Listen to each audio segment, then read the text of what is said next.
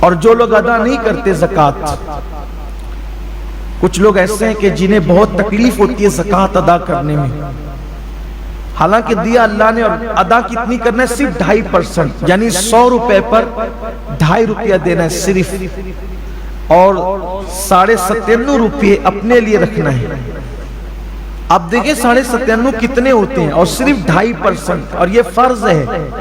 سیدنا صدیق اکبر نے ان کے ساتھ جنگ کی تھی جن لوگوں نے اللہ کے رسول علیہ السلام کے وصال کے بعد زکوٰۃ ادا کرنے سے انکار کیا تھا۔ صدیق اکبر نے فرمایا تھا میں ان کے ساتھ ایسے ہی جہاد کروں گا جیسے ہم کافروں پہ جہاد کرتے ہیں، حتیٰ کہ اگر دور رسالت میں یہ اونٹ کی نکیل اور رسی بھی بطور زکوٰۃ دیتے تھے، اگر یہ رسی بھی روک لیں گے تو بھی میں ان کے ساتھ جہاد کروں گا۔ اور آپ نے کیا۔ معاملہ ایک رسی کا نہیں تھا، معاملہ پیسوں کا نہیں تھا، معاملہ زکوٰۃ کی فرضیت کا تھا۔ اور زکوٰۃ کی فرضیت اسلام کے وہ 5 بنیادی ستونوں میں سے ایک ہے جس کا ذکر اللہ کے رسول علیہ السلام نے فرمایا کہ اسلام کی بنیاد 5 چیزوں پر ہے: ایمان، نماز، روزہ، حج اور زکوٰۃ۔ یہ 5 ستون ہیں اسلام کے مضبوط۔ اگر کوئی زکوٰۃ کا انکار کرے تو وہ مسلمان نہیں رہ جاتا، وہ کافر ہو جائے گا۔ تو کچھ لوگوں کو زکوٰۃ دینے میں میں اتنی زکوٰۃ کیسے دوں؟ اللہ نے دیا ہے۔ اللہ نے تو فرمایا کہ ہماری دی ہوئی روزی سے، اللہ کی دی ہوئی روزی سے۔ ایک حدیث پاک میں اللہ کے حبیب علیہ السلام کا فرمان ہے، قیامت کے دن لوگ دیکھیں گے کہ بہت بڑا اژدہا ہے جس کی آنکھوں سے آگ نکل رہی ہے، اور جس کے دانت لوہے کے ہیں، لوہے کے دانت ہیں اس کے، اور آگ اس کی آنکھوں سے نکل رہی ہے۔ وہ ڈھونڈے گا تو دیکھے گا کہ ایک بندہ جو زکوٰۃ نہیں دیتا تھا، وہ اس سے مخاطب ہو کے کہے گا تیرا دایاں ہاتھ میری طرف کر تاکہ میں تیرا ہاتھ کھا جاؤں۔ آقا کریم صلی اللہ علیہ وآلہ وسلم کے فرمان کا مفہوم ہے کہ پھر وہ اس کا دایاں ہاتھ چبائے گا، اور دایاں ہاتھ چبا کر کے کھا لے گا، پھر بائیں ہاتھ کی طرف بڑھے گا۔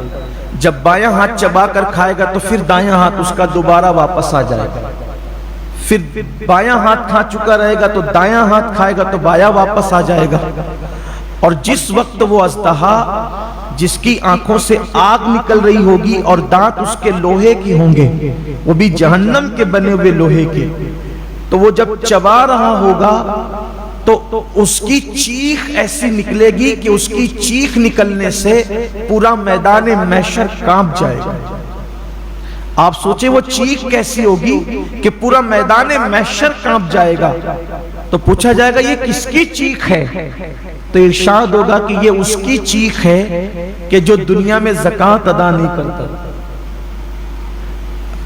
میدان محشر کوئی چھوٹا موٹا تو نہیں ہوگا، ہمارے کھیل کے گراؤنڈ کی طرح یا ہندوستان کے میدانوں کی طرح تو نہیں ہوگا۔ میدان محشر اولین اور آخرین سب جمع ہوگے، اس کی چیخ کتنی بلند ہوگی اس دن کہ پورا میدان محشر کانپ جائے گا، کتنی دردناک چیخ ہوگی زکوٰۃ نہیں دینے والوں کا۔ اچھا یہ کسی مولوی کی ڈرانے کی باتیں نہیں، نہ کسی سیاسی لیڈر کا قول ہے، یہ صادق الوعد الامین کا فرمان ہے جس نے اپنی زندگی میں کبھی اپنی مرضی سے کلام ہی نہیں کیا۔